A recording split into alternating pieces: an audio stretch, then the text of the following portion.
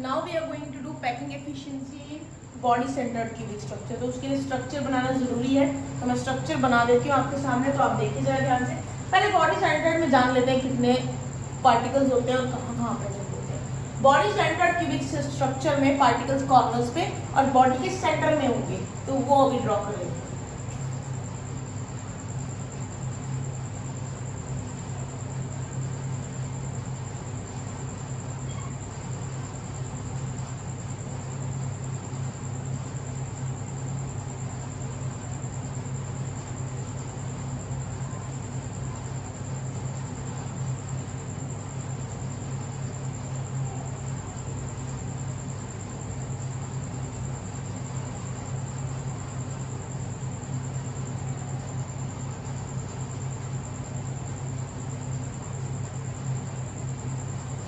तो आप देख सकते हैं मैंने बना दिया है स्ट्रक्चर। तो मैं आपको बता देती हूँ कौन से पार्टिकल्स कहाँ हैं। ये वाला पार्टिकल, ये वाला पार्टिकल, ये कॉर्नर पे है, ये कॉर्नर पे, ये कॉर्नर पे, ये भी कॉर्नर पे, ये भी कॉर्नर पे, ये कॉर्नर पे है, ये कॉर्नर पे और ये कॉर्नर पे। जो बॉडी के सेंटर वाला पार्टिकल है, इसको मैं थोड़ा डार्क कर देती तो आपको समझ में आ जाएगा कि ये है बॉडी सेंटर वाला पार्टिकल। अब इसको हम नाम दे देते हैं, इसको नेम दे देते हैं ताकि हम अपना डेरिवेशन स्टार्ट करें। तो दिस इज ए, थोड़ा डिफरेंट कलर से देती हूँ मैं ताकि थोड़ा हाईलाइट हो जाए। A B C D E F G and H. Okay, now I am going to show you the diagonal. देखिए, जो मैं आपको डायगोनल बताऊंगी, जो इसके यूनिट सेंटर का जो डायगोनल है, यूनिट सेंटर का जो डायगोनल है वो कहाँ होना चाहिए, वो इस तरह से होना चाहिए कि ये जो स्फीयर है सेंटर वाला वो उसके थ्रू पास हो जाए। सो मैं आपको बता देती हूँ, एटम एट द सेंटर, जो एटम सेंटर में है ये वाला, इसकी बात हो रही है, will touch the other atoms diagonally। ठीक है, और देखिए अब डायगोनली किस तरह से टच होगा। अगर मान के चलिए मैं डायगोनल की बात कर रही हूँ ए एफ, अगर मैं मान के चलिए ए एफ डायगोनल की बात कर रही हूँ, मैं डॉटेड से शो कर रही हूँ डायगोनल ए एफ। ये ए एफ कैसे बना, आप बिल्कुल क्लियरली देखिए। ये जो क्यूब का ये साइड है, ये ए वाला कॉर्नर आगे की तरफ है और ये नीचे एफ वाला कॉर्नर पीछे की तरफ है। जब आगे की तरफ वाला कॉर्नर पीछे की तरफ जाके ज्वाइन होगा तो ये बॉडी डायगोनल बनेगा, और इस बॉडी डायगोनल पे एक ये कॉर्नर वाला स्फीयर पीछे वाला, एक ये कॉर्नर वाला स्फीयर आगे वाला और एक बीच का बॉडी वाला स्फीयर एक लाइन पे डायगोनली आएंगे। तो इस तरीके से आपको समझना है। तो अब हम स्टार्ट करते हैं। सबसे पहले मैं ले रही हूँ in triangle E F D. मैं आपके लिए ई एफ डी को हाईलाइट कर देती हूँ।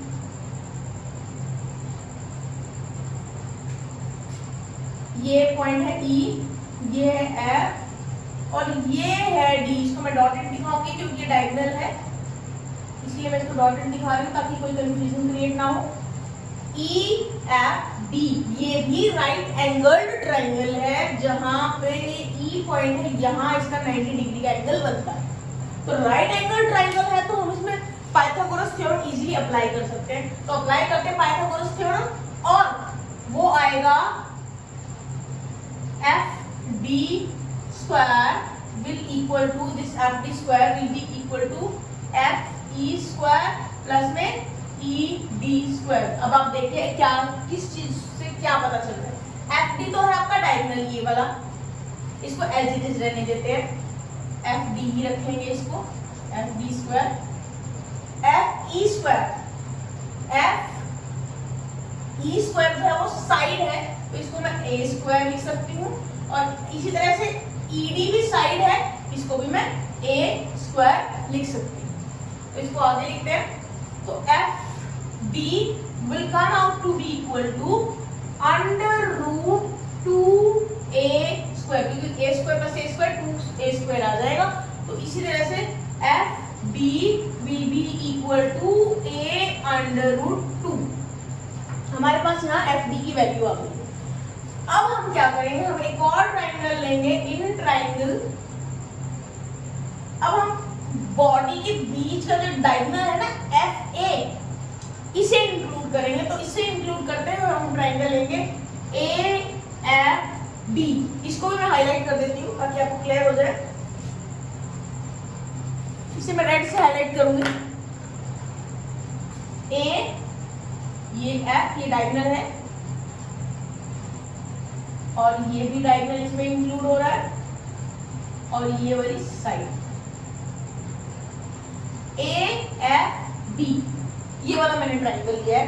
अगर मैं ये ट्राइंगल लेती हूं तो मेरा जो ए एफ है, अब इस ट्राइंगल के अंदर A F is my diagonal, that is the body diagonal.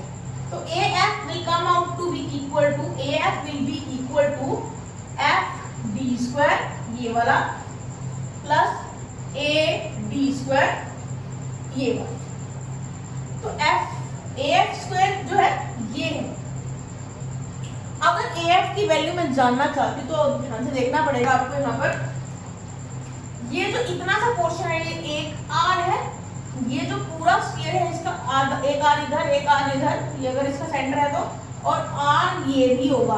तो A F will come out to be equal to 4r। तो मैं क्या ये वैल्यू यहां पुट कर सकती हूँ? मैंने पुट कर दिया ये value. Then it comes out to be equal to F D. F D की वैल्यू हमने ऊपर निकाल ली थी, तो इसको एज इट इज यहां पुट कर लेंगे। तो एफ डी की जगह हम लिखेंगे a under root 2 square plus A D आपकी साइड है, तो इसको मैं a स्क्वायर लिख सकती हूँ सिंपली। तो यहाँ पे थोड़ा सा आपको ध्यान देने की जरूरत है, इमेजिन करने की जरूरत है कि एक्चुअल में ये ट्राइंगल कौन सा है। ये बॉडी डायगोनल है, ये नीचे वाले फेस डायगोनल है, और ये है आपकी साइड। तो इसको आगे सॉल्व करते हैं। जब हम इसको आगे सॉल्व करेंगे तो हमारा आएगा ये, इसके बाद इसको सॉल्व करके आएगा हमारा 2a² प्लस ये a², ये वाला तो है ये 4a² is equal to, now 4r², 4r will come out to be equal to under root of 3a²। क्यों 3a²? क्योंकि 2a² प्लस a² 3a² हो जाएगा। Then it comes out to be equal to a under root 3। तो यहाँ से अगर मैं a की वैल्यू निकालती हूँ तो मुझे यहाँ से a की वैल्यू मिलेगी 4/√3r, क्योंकि √3 को मैं इसके नीचे ले जाऊँ। तो यहाँ से मेरी a की और a और r का रिलेशनशिप आ गया। अब मेरा नेक्स्ट स्टेप क्या है? मेरा नेक्स्ट स्टेप है कि मुझे टोटल नंबर ऑफ एटम्स जानने हैं। तो टोटल एटम्स कितने आ जाएंगे इसके अंदर, या फिर मैं कह दूं टोटल पार्टिकल्स। जैसे पिछले वाले में टोटल पार्टिकल्स आपके 4 आए थे, तो यहाँ आएंगे 2। क्यों 2? एक तो कॉर्नर्स वालों का कंट्रीब्यूशन और एक जो बॉडी के सेंटर में ये बैठा हुआ है पार्टिकल, इसका कंट्रीब्यूशन, तो इसलिए 2 आ गया कंट्रीब्यूशन। तो वॉल्यूम ऑफ स्फीयर्स या volume of particles will come out to be equal to 2 into 4/3 pi r cube. Now volume of unit cell कितना आएगा? a cube. एंड a का मैं रिलेशनशिप ऑलरेडी निकाल चुकी हूँ r के टर्म में, तो ये आ जाएगा 4/√3 r क्यूब,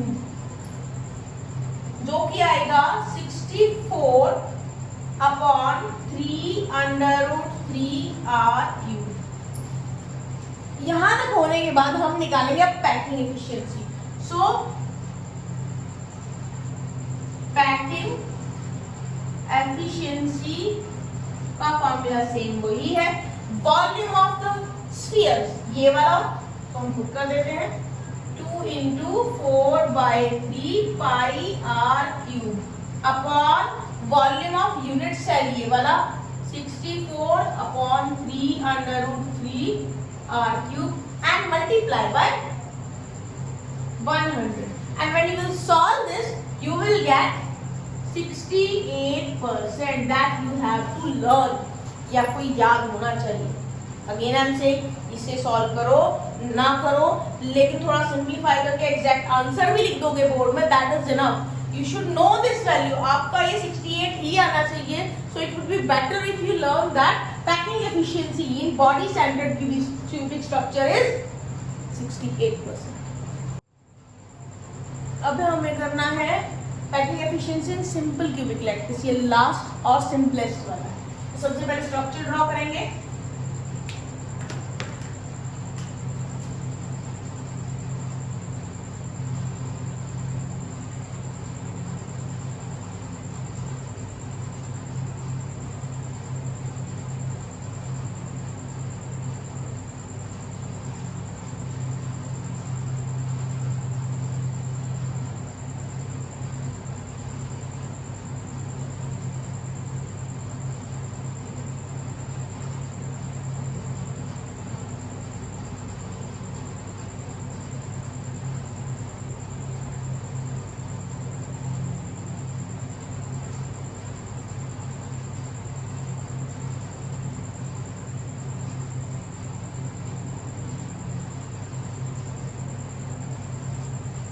ये मैंने स्ट्रक्चर ड्रॉ कर दिया है.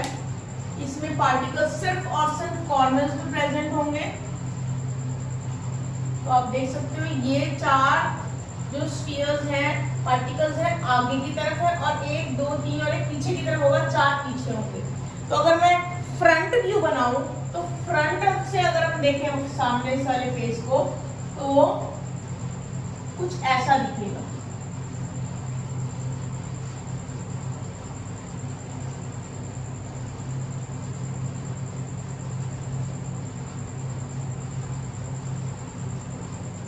इस तरह का दिखेगा. तो ये आपका फ्रंट व्यू है और एक ये साइड 3D व्यू है. तो हम अब इसको सॉल्व करेंगे. तो पार्टिकल्स कहाँ प्रेजेंट है? Particles are only at corner. सिर्फ कॉर्नर्स पे प्रेजेंट है. तो सिर्फ कॉर्नर्स पे प्रेजेंट है तो number of particles in unit cell be equal to 1. सिर्फ 1 होगा. अब इसको स्टार्ट करते हैं. एज क्या होगी? A. जिस साइड्स है वो A हो. तो नाम दे देते हैं A B C D E F G and H. तो ये हो गया. तो सबसे पहले पैकिंग एफिशिएंसी निकालने के लिए हमारे पास वॉल्यूम ऑफ स्फीयर्स होनी चाहिए. तो यहाँ पे वॉल्यूम ऑफ स्फीयर निकालना बहुत ही आसान है. It will be 4/3 pi r cube. 1 है तो मल्टीप्लाई बाय 1 करो ना करो आएगा ये. फिर आपका वॉल्यूम ऑफ यूनिट सेल निकालने के लिए हमें A पता होना चाहिए. तो आप A को जरा ध्यान से देखना. A क्या है? ये है A पूरा का पूरा. ये A और थोड़ा सा ध्यान लगाइए ये R है और ये भी R है. तो A is equal to 2R अगर मैं लिख देती तो गलत तो होगा नहीं. तो A is equal to 2R की वैल्यू मैं यहाँ पुट कर दूंगी. That comes out to be A cube आना चाहिए ना. तो A क्यूब क्या आ जाएगा? 2R cube. Now we will calculate the packing efficiency. Now packing efficiency will come out to be equal to volume of spheres 4/3 pi r cube divided by volume of unit cell 2r cube multiplied by 100. इसको simplify करेंगे. 4/3 पाई r cube upon 8r cube. r cube से r cube cut जाएगा.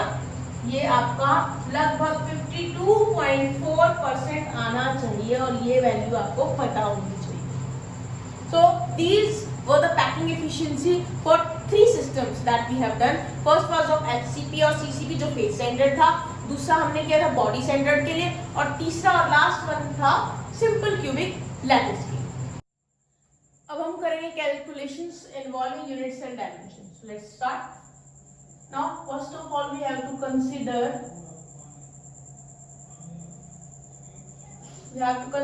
अ unit cell. एक unit cell consider करते हैं जिसकी as length कितनी होगी, 1, राइट। नाउ वॉल्यूम क्या होगी, इसकी volume of unit cell will be equal to a cube, right. Now what would be the density? Density is equal to mass per unit volume, यह हमें पता है, ये फॉर्मूला, राइट। सो मास किसका मास है यहाँ पे? Mass of unit cell, right. So mass कैसे निकालेंगे? Mass of unit cell will be equal to number of atoms, जो हम निकालते हैं ना, लाइक सिंपल के लिए हमने नंबर ऑफ एटम्स 1 निकाले थे, फेस सेंटर्ड सीसीपी और एचसीपी के लिए 4 निकाले थे हमने, और हमने निकाले थे बॉडी सेंटर के लिए 2, तो फिर यहाँ पे वही चीज आ गई, right, into mass of each atom, ठीक है। हर एक एटम का मास से मल्टीप्लाई कर देंगे, तो जितने एटम्स है वो मल्टीप्लाई बाय एक एटम का मास, तो हमारा टोटल मास आ जाएगा आपके यूनिट सेल का। तो नंबर ऑफ एटम्स जो है इसको हम डिनोट कर रहे हैं Z से, और मास ऑफ ईच एटम इसको हम डिनोट कर रहे हैं M से, M से डिनोट कर रहे हैं इसको हम। तो हमारा जो मास है यूनिट सेल का वो आ जाएगा Z into M, right.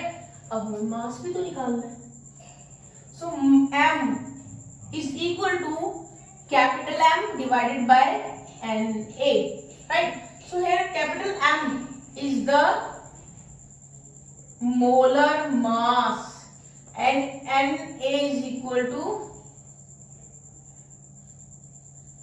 Avogadro's number, जिसकी वैल्यू है 6.022 इंटू 10⁻23,